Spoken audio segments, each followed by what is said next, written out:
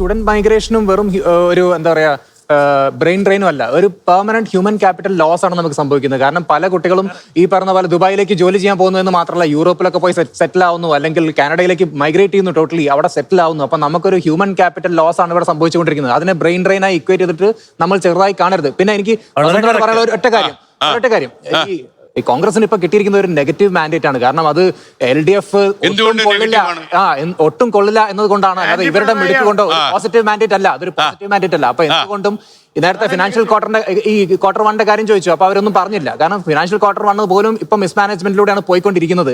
ഇത് എങ്ങനെ മാനേജ് ചെയ്യുമെന്ന് ചോദിച്ചാൽ അവർക്ക് ഉത്തരമില്ല. പക്ഷേ ഈ പറയുന്ന പോലെ ഒരു നെഗറ്റീവ് മാൻഡേറ്റ് കിട്ടിയ സർക്കാരിൽ നിന്ന് ആളുകൾ പെട്ടെന്ന് റിസൾട്ട്സ് പ്രതീക്ഷിക്കും.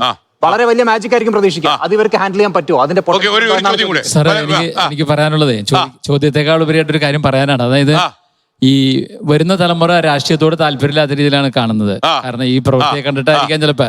ഏതായാലും ഇപ്പൊ ഇവിടെ നിന്ന് ഇപ്പൊ കുട്ടികളെല്ലാം വിദേശ രാജ്യത്തേക്ക് പോയിക്കൊണ്ടിരിക്കുകയാണ്. അപ്പൊ അത് രാഷ്ട്രീയം പറയാനല്ല, പക്ഷെ അങ്ങനെ ഒരു സാഹചര്യത്തിൽ ഇവിടെയുള്ള രക്ഷിതാക്കളൊക്കെ അനാഥരാവുന്ന ഒരു അവസ്ഥയിലേക്ക് മാറിക്കൊണ്ടിരിക്കുകയാണ്. തീർച്ചയായിട്ടും അതിനൊരു പരിഹാരം കാണാനുള്ള രീതിയിലേക്കുള്ള ഒരു സംഭവം വേണം. വിദ്യാഭ്യാസം മാത്രമല്ല, തൊഴിലില്ലായ്മ ഒരു പ്രശ്നം തന്നെയാണ്. ജനങ്ങൾ ഇവിടെ നടത്തിയ വികസനത്തെ ആ രീതിയിൽ ചർച്ച ചെയ്തില്ല, ഒരു അഭിപ്രായം നമുക്കുണ്ട്. അപ്പൊ നമുക്ക് ഇനി ഞാൻ പറഞ്ഞോട്ടെ, ഇപ്പൊ ഒരു സ്ട്രേറ്റ് ക്വസ്റ്റ്യൻ PSC ഉദ്യോഗാർത്ഥി ചോദിച്ചു. അതിൽ നിന്ന് എത്ര മനോഹരമായിട്ടാണ് ബസന്ത് ഒഴിഞ്ഞു മാറിയത്. ആ ലിസ്റ്റിലുള്ളവർക്ക് ജോലി കൊടുക്കുമെന്ന് ചോദിച്ചു, പറഞ്ഞില്ല. വേറെ പലതും പറഞ്ഞ് ഞങ്ങൾ മറ്റു മേഖലയിൽ, ഈ മേഖലയിൽ ഇത് തന്നെയായിരിക്കും ഇനി കേരളത്തിൽ കേൾക്കാൻ പോകുന്നത്. ഈ പറയുന്ന ഞാൻ പറഞ്ഞോട്ടെ, ഈ പറയുന്ന VD സതീശനായാലും ഇനിയിപ്പോ KC വേണുഗോപാലായാലും ഈ രമേശ് ചെന്നിത്തലയായാലും പറയാൻ പോകുന്നത് ഞാൻ മുൻകൂട്ടി കാണുന്നത് അത് VD സതീശൻ പറഞ്ഞതായിരുന്നു. അത് അങ്ങേര് പറഞ്ഞതല്ലേ, അത് മറ്റേ ഗ്രൂപ്പ് പറഞ്ഞതാണ്. അതുകൊണ്ട് ഞങ്ങൾക്ക് അതിൽ ഉത്തരവാദിത്തമില്ല എന്ന് പറഞ്ഞു ഒഴിഞ്ഞു മാറരുത്. അങ്ങനെയല്ല, അങ്ങനെ ഞാൻ പറഞ്ഞത്. ഇത് റെക്കോർഡ് ചെയ്യണം, റെക്കോർഡ് ചെയ്ത് എല്ലാത്തിനും കാരണം ഞങ്ങൾ പറയില്ല.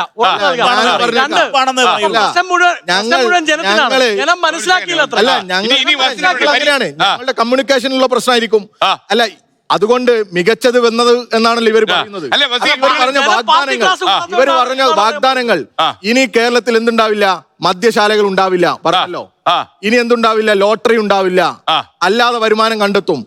അങ്ങനെയാണ്. അല്ല, ഇവര് പറഞ്ഞു മറ്റു മാർഗങ്ങളിൽ നിന്ന് കണ്ടെത്തുന്ന പറഞ്ഞത്. ഇതെല്ലാം ഇല്ലാത്ത ആവട്ടെ, അവര് ഞങ്ങൾക്ക് അത് 1015 കോടി ബാർ പൂട്ടുമോ എന്നാണ് അദ്ദേഹത്തിന്റെ ചോദ്യം. ബാർ പൂട്ടേണ്ട കാര്യമില്ല. കഴിഞ്ഞ CNJ റിപ്പോർട്ട് 1035 കഴിഞ്ഞ വർഷം TOT പിരിക്കാനുള്ളത്. ആ TOT പിരിച്ചാൽ ഖജനാവ് നിറയും.